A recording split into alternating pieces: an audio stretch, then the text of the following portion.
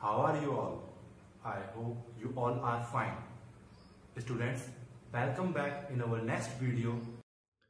Students, अब हम पढ़ते हैं नेक्स्ट टॉपिक के बारे में, the changing map of democracy. 1900 में वर्ल्ड में सिर्फ फ्यू डेमोक्रेटिक कंट्री ही थे, जैसे कि यूएसए, फ्रांस और इंग्लैंड। लेकिन 1950 आते आते यहाँ पे बहुत सारे एशियन कंट्रीज़ ने जब इंडिपेंडेंस अचीव करी तो उन्होंने भी डेमोक्रेसी को ऑप्ट किया। ये वो कंट्रीज़ थे जो कि कॉलोनाइजेशन के अंडर आते थे और किसी यूरोपियन कंट्री की कॉलोनीज थे, जैसे कि India, Pakistan, Sri Lanka, Myanmar etcetera. 1975 में और भी कंट्रीज़ द्वारा डेमोक्रेसी को अडॉप्ट किया गया और ये कंट्रीज़ में हम कह सकते हैं कि डेमोक्रेसी रही और कह भी सकते हैं कि नहीं भी रही, क्योंकि इन रीजन्स में ज़्यादातर डेमोक्रेसी को ओवरथ्रो कर दिया गया डिक्टेटर्स द्वारा। 2000 में वर्ल्ड के अंदर आधे से ज़्यादा देशों में डेमोक्रेसी इस्टेब्लिश कर दी गई और इस तरीके से सबसे ज़्यादा कंट्रीज़ में डेमोक्रेसी स्टेबल हुई। यहाँ पे सबसे बड़ा जो कारण था इसको स्टेबल करने का वो था यूएसएसआर का डिसइंटीग्रेशन, यानी यूनियन सोवियत सोशलिस्ट रिपब्लिक का डिसइंटीग्रेशन। इस डिसइंटीग्रेशन से जो कंट्रीज फ्री अप हुए उन्होंने भी डेमोक्रेसी को अडॉप्ट किया और अपने कंट्रीज को डेमोक्रेटिक कंट्री के तौर पे सामने लाए। नेक्स्ट टॉपिक है स्टूडेंट्स हमारा phases in the expansion of democracy. Students, जैसा हम जानते हैं कि वर्ल्ड में डेमोक्रेसी का जो एरिना है वो इतना सिंपल नहीं रहा। बेसिकली इस सब की स्टार्टिंग हुई थी फ्रेंच रिवॉल्यूशन से। फ्रेंच रिवॉल्यूशन जो कि 1789 यानी 14 जुलाई 1789 को शुरू हुआ था, ये वो रिवॉल्यूशन था जिसकी वजह से पूरे यूरोप के लिए इसने बहुत सारे स्ट्रगल्स को इंस्पायर किया और यूरोप में बहुत सारे कंट्रीज द्वारा इस रिवॉल्यूशन के बाद डेमोक्रेसी की डिमांड उठना शुरू हो गई। 18th और 19th सेंचुरी में बहुत सारे पॉलिटिकल इवेंट्स हुए जिसमें मोनार्क और फ्यूडल लॉर्ड्स की पावर को रिड्यूस किया जाना शुरू हो गया। 1776 में ब्रिटिश कॉलोनीज जो कि नॉर्थ अमेरिका में थी उन्होंने खुद को इंडिपेंडेंट डिक्लेयर कर दिया और एक साथ मिलकर के फॉर्म किया the United states of America. Basically in colonies को फ्री अप कराने का क्रेडिट जो है वो फ्रांस को ही जाता है, क्योंकि नॉर्थ अमेरिका में 3 कंट्रीज फ्रांस, ब्रिटेन और स्पेन की कॉलोनीज थीं। यहाँ पे फ्रांस और ब्रिटेन में वॉर हुआ था जिसमें फ्रांस द्वारा ब्रिटेन से 13 कॉलोनीज को फ्री अप करा दिया गया। यही कॉलोनीज आगे चल करके इन्होंने मिलकर के फॉर्म किया एक कंट्री जिसका नाम था यूनाइटेड स्टेट्स ऑफ अमेरिका। इस यूनाइटेड स्टेट्स ऑफ अमेरिका जो न्यू कंट्री फॉर्म हुआ, इन्होंने एक डेमोक्रेटिक कॉन्स्टिट्यूशन को अपनाया 1787 में। लेकिन यहाँ पे जो राइट टू वोट था वो सिर्फ फ्यू मैंस को अलाउ था, यानी यहाँ पे अगर हम इसको समझें तो यहाँ पे सिर्फ कुछ लोगों को अलाउ था, वो भी उन लोगों को जो उनके पास प्रॉपर्टी हुआ करती थी, और वो भी सिर्फ मैन, ना कि वुमेन। यहाँ पे डेमोक्रेसी को सेटअप करने में सबसे बड़ी जो डिमांड थी वो थी यूनिवर्सल एडल्ट फ्रेंचाइजी के अकॉर्डिंग हर मैन और वुमेन, चाहे फिर वो रिच पुअर हों, वाइट हों, ब्लैक हों, उनको वोटिंग राइट्स दिए जाएं। अर्लियर डेमोक्रेसीज में अगर हम देखते हैं जैसे कि यूरोप, नॉर्थ अमेरिका और लैटिन अमेरिका, यहाँ पे राइट टू वोट सिर्फ जो है मैन को अलाउ किया गया जिनके पास प्रॉपर्टी होती थी। और इस तरीके से वर्ल्ड में सबसे पहला कंट्री न्यूजीलैंड था जिसने यूनिवर्सल एडल्ट फ्रेंचाइजी के अकॉर्डिंग अपने कंट्री के कॉन्स्टिट्यूशन को सेटअप किया था, जो कि 1893 में सेटअप हुआ। और इस तरीके से न्यूजीलैंड वर्ल्ड का फर्स्ट कंट्री बना जिसने यूनिवर्सल एडल्ट फ्रेंचाइजी, जिसके according right to vote provide किए हर सिटीजन को, चाहे वो मैन हो या वुमेन हो। But the thing is that person should completed his और हर 18 ईयर्स ऑफ एज। यहाँ पे अब हम बात करेंगे एंड ऑफ कॉलोनिज्म की। बहुत सारी कंट्रीज सेकेंड वर्ल्ड वॉर के बाद, सेकेंड वर्ल्ड वॉर जो 1939 से 1945 तक चला, उसके एंड होने के बाद फ्री अप हुए और उन्होंने डेमोक्रेसी को ऑप्ट किया। ऐसे में बहुत से कंट्रीज जो थे वो ज़्यादातर समय तक डेमोक्रेटिक नहीं रह पाए। यहाँ पे एक एग्जाम्पल भी है हमारे पास घाना का। घाना जो कि वेस्टर्न अफ्रीका का एक कंट्री था और ब्रिटिश कॉलोनी के अंडर आता था। ब्रिटिश कॉलोनी में इसका नाम था गोल्ड कोस्ट। ये गोल्ड कोस्ट जो था 1957 में इंडिपेंडेंट हुआ और इंडिपेंडेंट होने के बाद ये वो पहला अफ्रीकन कंट्री था जिसको इंडिपेंडेंस मिली थी। और इस कंट्री ने बाकी अफ्रीकन कंट्रीज को इंस्पायर किया कि वो अपने फ्रीडम के लिए स्ट्रगल करें। निक्रूमा जो यहाँ के एक इंडिपेंडेंस स्ट्रगलर थे यानी फ्रीडम फाइटर थे, उन्होंने घाना को इंडिपेंडेंस दिलाने में एक बहुत अहम योगदान निभाया और इनका जो अहम योगदान था उसकी बदौलत इनको निक्रूमा को घाना का प्राइम मिनिस्टर यानी फर्स्ट प्राइम मिनिस्टर बनाया गया और बाद में वो घाना के प्रेसिडेंट भी बने। उन्होंने जब प्रेसिडेंट बने तो उसके बाद उन्होंने ऐसा फील किया कि वो उन्हें लाइफ टाइम प्रेसिडेंट रहना चाहिए और इसलिए उन्होंने खुद को प्रेसिडेंट बनाए रखने के लिए बहुत सारे मेजर्स अपनाए। लेकिन 1966 में उनको मिलिट्री द्वारा ओवरथ्रो कर दिया गया, यानी यहाँ पर भी मिलिट्री द्वारा कूप अप कर दिया गया। घाना की तरह और भी ऐसे डेमोक्रेटिक कंट्रीज रहे जो स्टार्टिंग में जब इंडिपेंडेंस हुए तो तब तो वो डेमोक्रेटिक थे, लेकिन बाद में उनका रिकॉर्ड मिक्स रहा है। यानी कभी वो डेमोक्रेटिक थे, उसके बाद वहाँ पर मिलिट्री कूप अप हुआ, फिर वो डेमोक्रेटिक हुए और फिर दोबारा मिलिट्री कूप अप हुआ।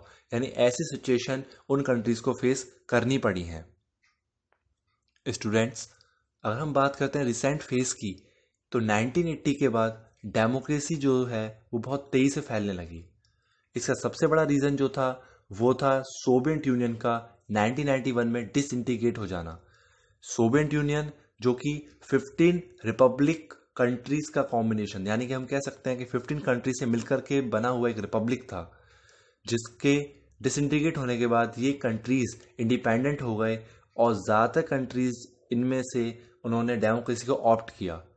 जो कंट्रीज इसमें आते थे उसमें mainly Poland, Belarus, Latvia, Lithuania, Georgia, Armenia, Azerbaijan जैसे कंट्री आते हैं। डेमोक्रेसी बहुत सारे लैटिन अमेरिकन कंट्रीज में भी रिवाइव्ड हुई।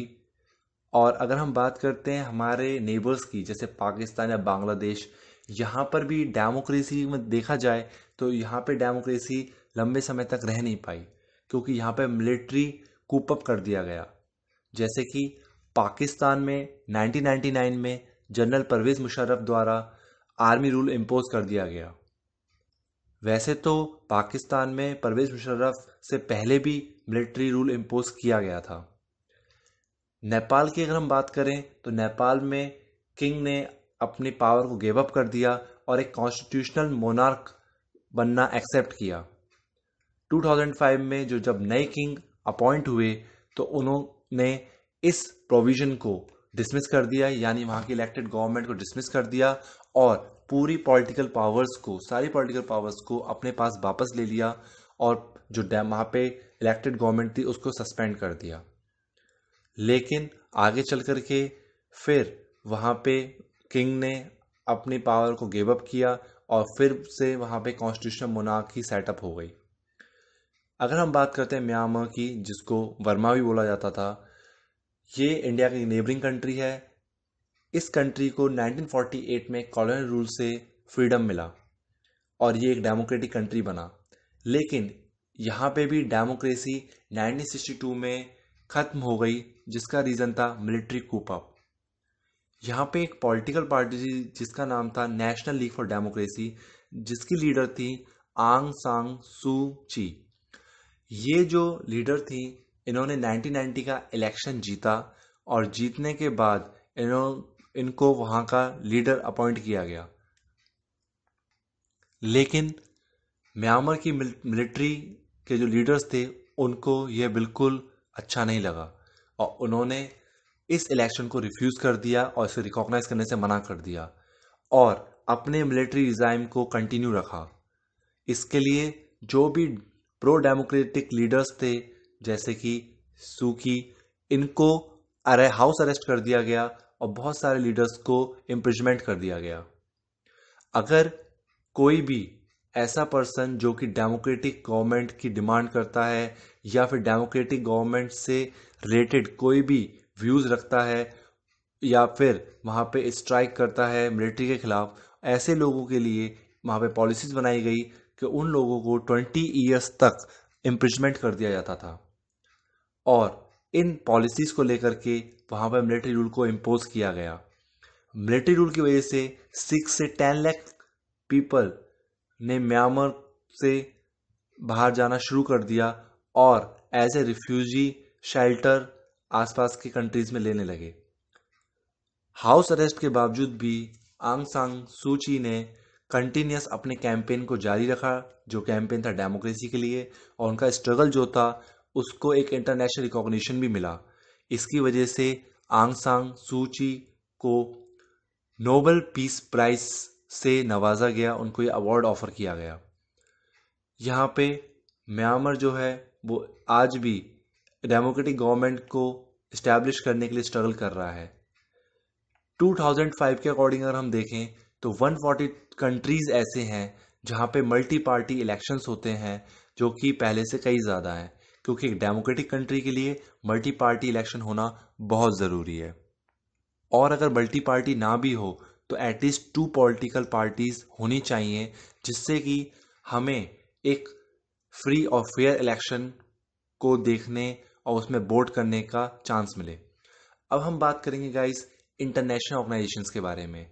यहाँ पे हम समझेंगे क्या ऐसी कोई ऑर्गेनाइजेशंस हैं जो वर्ल्ड की गवर्नमेंट के तौर पे सामने आती हैं और ऐसे डिसीजंस लेती हैं जो कि वर्ल्ड में हर कंट्री पे इम्पोज हो सकें।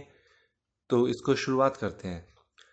वेल, ऐसी कोई भी गवर्नमेंट नहीं है वर्ल्ड के अंदर जो कि ऐसे लॉज पास कर सके जो कि हर किसी यानी कि वर्ल्ड में हर सिटीजन पे लागू हो। तो ऐसे में बहुत से इंस्टीट्यूशंस ऐसे हैं जो वर्ल्ड में अपने इस फंक्शन को पार्शली फॉलो करते हैं, इसको परफॉर्म करते हैं। यहाँ पे ये ऑर्गेनाइजेशंस जो हैं किसी कंट्री को या सिटीजन्स को कमांड नहीं कर सकते, लेकिन एक वे बना सकते हैं जिससे कि सिटीजन्स को गवर्न किया जा सके। ऐसे रूल्स बनाते हैं जिससे कि गवर्नमेंट को लिमिट किया जा सके और वह इन लॉज के अकॉर्डिंग ही वर्क करे। इन ऑर्गेनाइजेशंस में जो इम्पोर्टेंट ऑर्गेनाइजेशंस हैं वो है first United nation. United nation एक ग्लोबल एसोसिएशन है। वो nation United nation basically countries का एक यूनियन है। ये कंट्रीज का यूनियन जहाँ पे international law, security, economic development और सोशल इक्विटी जैसे कॉपरेशन पे वर्क किया जाता है। यूनाइटेड नेशन का सेक्रेटरी जनरल, जो इसका चीफ एडमिनिस्ट्रेटिव ऑफिसर होता है, इनके मेंबर कंट्रीज में से ही इलेक्ट किया जाता है। सेकंड है हमारे पास यूनाइटेड नेशन सिक्योरिटी काउंसिल। ये यूनाइटेड नेशन का एक इंपॉर्टेंट ऑर्गन है। यूनाइटेड नेशन के ऑर्गन में सबसे ज़्यादा importance United nation security council की मानी जाती है, क्योंकि ये रिस्पॉन्सिबल है ऑर्गेनाइजेशन पूरे वर्ल्ड में पीस और सिक्योरिटी को मेंटेन करने के लिए। यूनाइटेड नेशन सिक्योरिटी काउंसिल, जिसको यूएनएससी भी बोला जाता है, इनके पास खुद की इंटरनेशनल आर्मी भी होती है जो कि रॉन्ग डूअर्स के अगेंस्ट में एक्शन लेती है। इस आर्मी में अलग अलग कंट्रीज जो कि मेंबर है यूनाइटेड नेशन की, उनके द्वारा अपने सोल्जर्स को रिक्रूट भी किया जाता है, जो कि कुछ टर्म पीरियड तक यूनाइटेड नेशन सिक्योरिटी काउंसिल की इंटरनेशनल आर्मी का पार्ट रहते हैं। नेक्स्ट है स्टूडेंट्स हमारे पास इंटरनेशनल मॉनेटरी फंड, जिसको हम आईएमएफ भी बोलते हैं, और वर्ल्ड बैंक।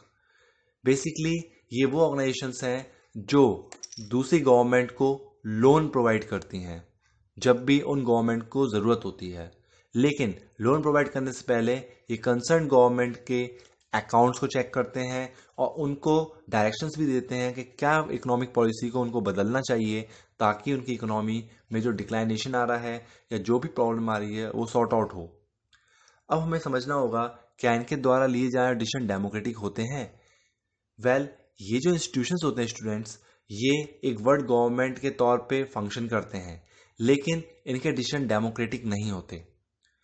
और यहाँ पर हर कंट्री को एक फ्री और इक्वल राइट्स नहीं है यूनाइटेड नेशन या फिर और अगर अदर ऑर्गेनाइजेशंस की हम बात करें, वहाँ पे उनके डिसीजन को अफेक्ट करने के लिए। यानी कि कुछ कंट्रीज को तो स्पेशल राइट्स हैं, पर बाकी कंट्रीज को ऐसे राइट्स नहीं हैं। स्टूडेंट्स, अब हम बात करते हैं सबसे फर्स्ट केस या यूनाइटेड नेशन के बारे में। यूनाइटेड नेशन में 193 मेंबर स्टेट्स हैं और यूनाइटेड नेशन में जनरल असेंबली में वोटिंग राइट दिए जाते हैं इनके हर मेंबर स्टेट्स को, यानी 193 कंट्रीज को वोटिंग राइट प्रोवाइड किए गए हैं। जनरल असेंबली एक पार्लियामेंट की तरीके से ही वर्क करती है और यहाँ पे डिस्कशन होता है और उस डिस्कशन को बाद में वोटिंग के अकॉर्डिंग ही देखा जाता है कि वो एक्सेप्ट किया जाएगा या नहीं किया जाएगा। ये ईयरली बेस पे इसकी मीटिंग होती है और यहाँ पे जो मीटिंग होती है उसमें मेंबर कंट्रीज के रिप्रेजेंटेटिव पार्टिसिपेट करते हैं। यहाँ पे जो जनरल असेंबली है वो जो भी डिसीजन लेती है, वो डिसीजंस जो हैं इसमें सबसे इम्पॉर्टेंट जो डिसीजन होते हैं वो सोशल और बेसिकली हम कह सकते हैं एक इकोनॉमिकल और सोशल लेवल पर ही रहते हैं। लेकिन यहाँ पे इनके द्वारा लिए गए जो एक्शंस या फिर इनके द्वारा लिए गए जो डिसीजन होते हैं वो किसी टू कंट्रीज के कॉन्फ्लिक्ट को दूर नहीं कर सकते, उनके लिए डिसीजंस नहीं लेते। इसके लिए एक ऑर्गेनाइजेशन है जो कि यूनाइटेड नेशन का ही पार्ट है, जिसको हम बोलते हैं United nation security council. UNSC के 15 मेंबर्स होते हैं जो कि ऐसे क्रूशियल डिसीजंस लेते हैं और ये डिसीजंस लेने में यहाँ पे 5 परमानेंट मेंबर्स होते हैं जो हैं यूएसए, रशिया, यूके, फ्रांस और चाइना। इसके अलावा यहाँ पे 10 अदर मेंबर्स भी होते हैं जो कि जनरल असेंबली द्वारा 2 इयर्स टर्म के लिए इलेक्ट किए जाते हैं। यानी ये 10 मेंबर्स चेंज होते रहते हैं, लेकिन जो 5 परमानेंट मेंबर हैं वो हमेशा बने रहते हैं। इन 5 परमानेंट मेंबर के पास रियल पावर होती है, क्योंकि हर परमानेंट मेंबर के पास वीटो पावर है और ये वीटो पावर उनको राइट प्रोवाइड करती है कि अगर उन्होंने किसी डिसीजन पर वीटो का यूज किया तो ऐसे में वो डिसीजन को तुरंत हटा दिया जाएगा, यानी कि उस डिसीजन के ऊपर कोई बात नहीं की जाएगी अगर किसी मेंबर यानी इन 5 परमानेंट मेंबर्स में से किसी ने भी वीटो पावर का यूज किया तो हम कह सकते हैं कि ये जो सिस्टम है, इस सिस्टम में सिर्फ इन 5 कंट्रीज के पास ही सबसे ज्यादा पावर है। लेकिन इस सिस्टम के अगेंस्ट में अब बहुत सी कंट्रीज द्वारा प्रोटेस्ट किया जा रहा है और उनके द्वारा डिमांड उठाई जा रही है कि इसमें बदलाव किए जाएं ताकि यूनाइटेड नेशन एक डेमोक्रेटिक रिजाइम के तौर पे सामने आए।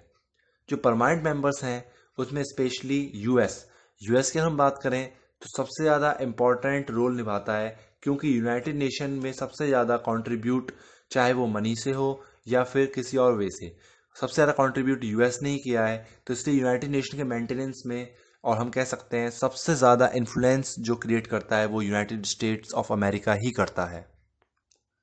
स्टूडेंट्स, अब हम बात करते हैं आईएमएफ की।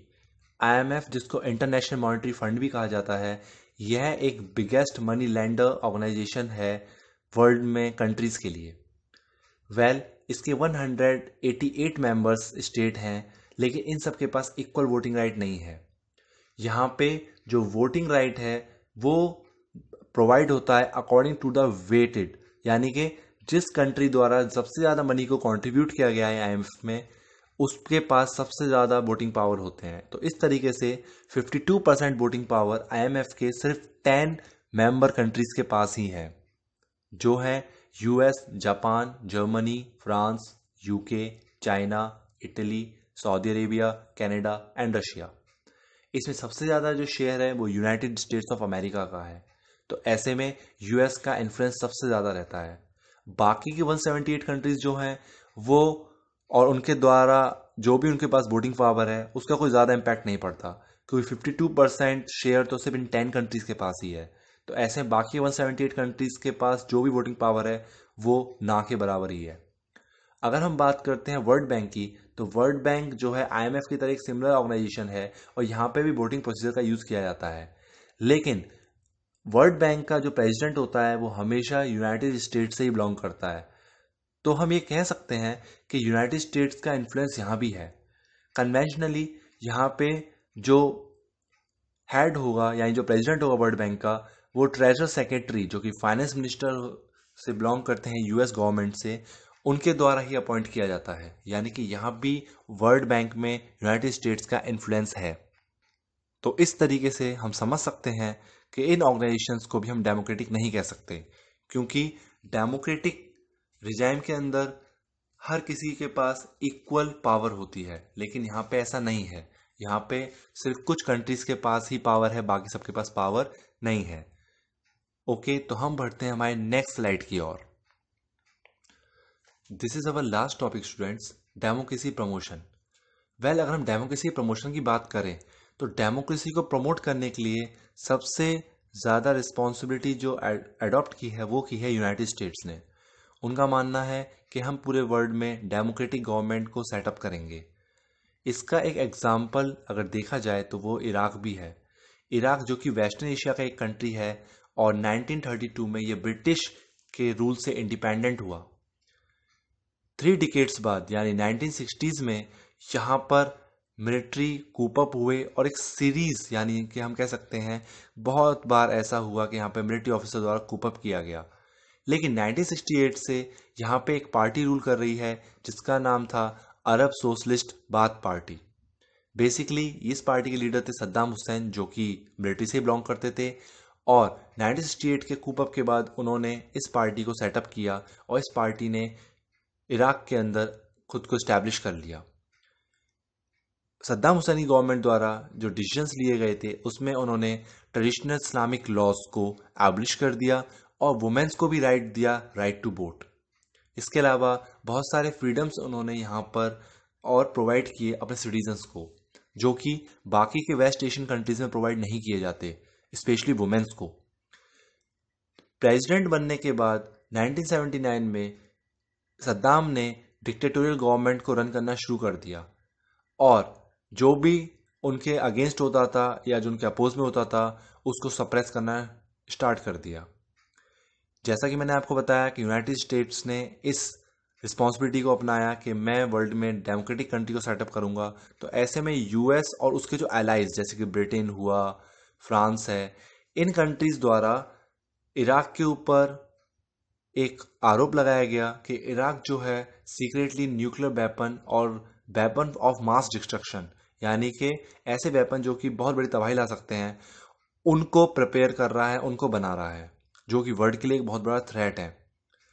ऐसे में यूनाइटेड नेशन की टीम ने खुद इराक में सर्च किया और उनको ऐसा कुछ नहीं मिला कि ऐसे कोई वेपन्स वहां पे नहीं है, और इस सब के बावजूद भी यूएस और उनके अलाइज ने इराक पर अटैक कर दिया और इराक को ऑक्यूपाई कर लिया।